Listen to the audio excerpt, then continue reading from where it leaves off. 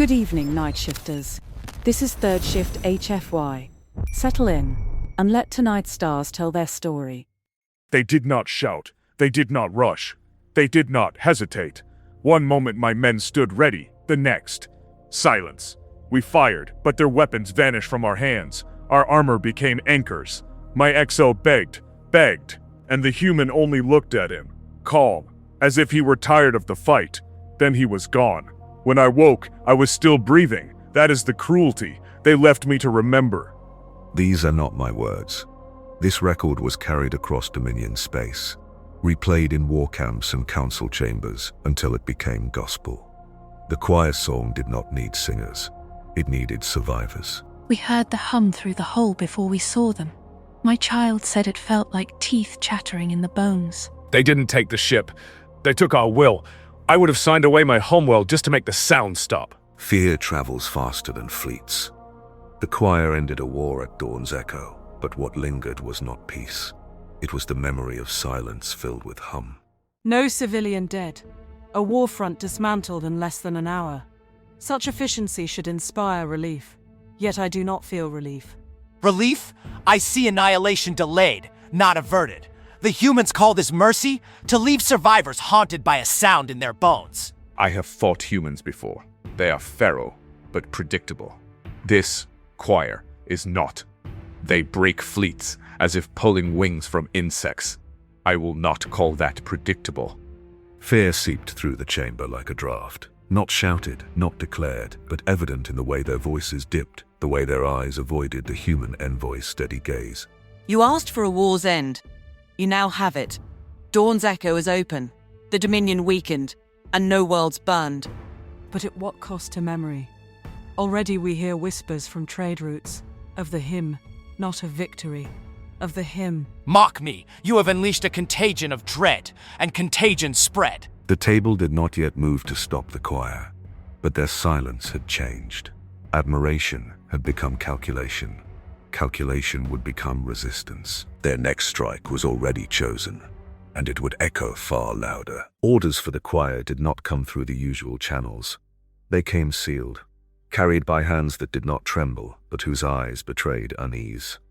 The hollow projection shimmers. Admiral Markova appears aboard the Silent Accord. Captains, the Concord has authorized an operation at Nivasta's Halo. Dominion reinforcements are massing around the relay ring. Your objective? Hold the line until Fleet Sigma arrives. Time to collapse, 6 hours. 1 canter, 1 requiem. We'll give you 6 hours, Admiral. More if needed. SARM-class frigates already tuned for harmonic disruption. We'll scatter their targeting before they fire a shot. HEM teams prepped for boarding. Give the word and their command chain will fold. Requiem swarm loaded and ready. Atmospheric units on standby. The hollow lingers on Markova, her expression calm, but her eyes weighted. Remember, victory is not only in the field, it is in the fear that follows. Survivors are part of the design. Leave them enough to tell the tale. In the neural link chamber, soft hum intensifies as captains and crews prepare to synchronize. They twitch even before the pulse begins. The younger version of myself got a closer look on a crew member's face. Eyes flicker in unison with the pulsing light, jaw clenched tight. The link bound them tighter with each mission. Faster, sharper, less human. I remember wondering, even then, whether the choir's harmony was becoming their prison. The choir's fleet aligned in tight formation, veil systems beginning to shimmer. At Nivasta's Halo, the hymn would not be faint. It would roar. The Nivasta relay ring, a colossal halo of steel and light orbiting a pale gas giant, bristling with Dominion warships. Hundreds of vessels form a jagged cordon around the ring. Nivasta's Halo was a fortress, a crown of fire meant to choke assembly fleets until they withered. The Dominion thought no force could hold against them there. They had not yet heard the hymn at full volume. Inside Dominion command ship, officers chattering, alarms half-muted, commanders confident in their numbers. Our screens outnumber them 20-1. If they come, we drown them in fire. The choir fleet emerging from the resonance veil, black silhouettes sliding into the void. My younger self was very much in awe. They look smaller than the stories. Against the backdrop of that ring, they did. one cantor, one requiem. Their escorts a handful of songs and hymns. A chorus set against an orchestra, but songs are not measured in size. The cantor's silent accord leads, requiem star of winter trailing wide. Song frigates weaving to the flanks, hymn cutters hidden beneath the cantor's whole shadow. Positions locked. Let them believe the numbers. Resonance tuned. Choir will scatter their fire the moment they open. Swarm prepped. Drones tuned to cascade echo. We can flood the grid at your mark. The neural link chamber, choir crews locked into sync, pulses of harmonic light matching their heartbeats. One operator grips their console tighter, jaw tense, a faint tremor in their hand. To fight as one meant to think as one, a bond sharper than instinct, but a strain no training could mend. Each battle tightened the thread, the Dominion fleet bristling, engines glowing like a wall of fire. Choir fleet silent, dark, their hum beginning to ripple across the void. So few, then let them sing their last song. Oh, you poor Dominion officer. The choir would, but it was not their last. It was the song that made fear their ally. The Dominion fleet spreads in an arc across Nevasta's halo, thousands of weapon systems lighting up. The void between fleets hums with anticipation. Numbers favor the Dominion. They always had. But war is not numbers. War is rhythm. And the choir struck the first note. Song frigates begin the dissonance, cut their grid blind. Song-class frigates release harmonic cascades. Pulses of invisible energy ripple across enemy senses.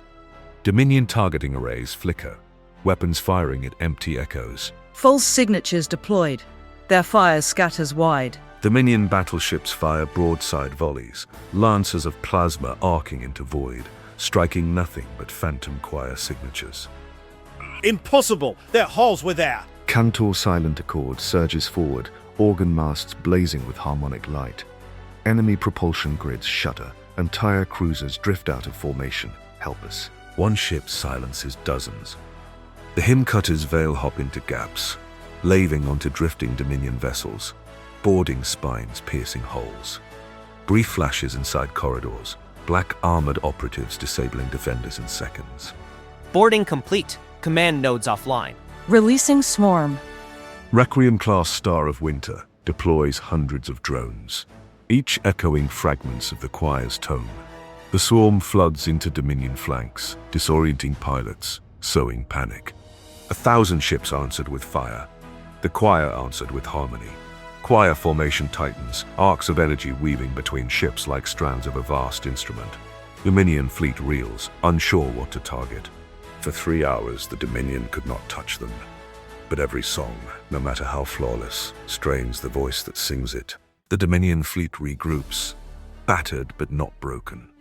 Command ships bark new orders. War drums of plasma fire roll across the void. Overwhelm them. Drown their harmony and fire. Multiple Dominion ships surge forward in staggered waves. Choir signatures flicker under strain. Sensors begin to pin down real positions. Resonance shields destabilizing. We can't scatter them all. On the Cantor silent accord, bridge lights flicker, crew locked in mural link. Their jaws clench in unison, muscles twitching. They move the same, even when in pain. My younger self notices the link bound them beyond instinct. Pain shared, will shared. The Dominion thought they could break the choir by numbers. They only taught them to endure together. Dominion salvos slams into silent accord, hull shuddering. For a moment, lights dim, hymn falters. Hold formation. One voice, one song. The choir ships pulse with renewed harmonics. A cascade wave ripples across Dominion reinforcements, frying propulsion arrays. Several cruisers spin helpless, colliding with the Halo's ring structure. Inside a boarded Dominion vessel, hymn operatives fight in brutal precision. A Dravic officer lunges with a plasma blade. Human operative sidesteps, wrist twist, blade clatters away. A boot slams into the officer's chest, pinning him to bulkhead. Silence follows. They don't stop. For 6 hours they held. One cantor, one requiem. Psalms scattering fire, hymns cutting command, drones choking every corridor. 6 hours against 1,000 ships. And when the Dominion broke, they fled not from defeat, but from dread. The final shot of Dominion fleet retreating, ships trailing fire across the stars. Choir fleet drifts, battered but unbroken, harmonics fading to a low hum.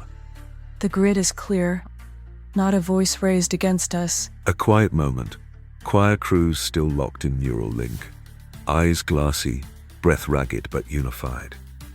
Nevasta's halo should have been a victory. Instead, it was a warning.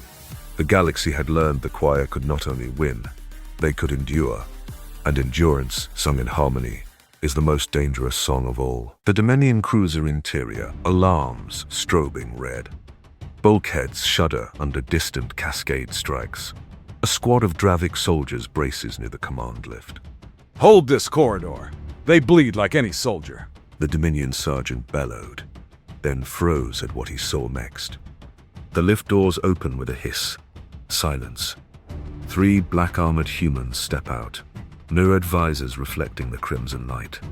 No words, just motion. The first Dravik charges, blade raised. The human sidesteps, wrist snaps forward, blade wrench free. In one fluid strike, the weapon is reversed, its edge resting at the Dravik's throat. He drops without a sound. Tally. Disarm. Redirect. Silence. The second, Dravik fires plasma rifle. A palm strikes the barrel sideways. Shot flares wild into the ceiling.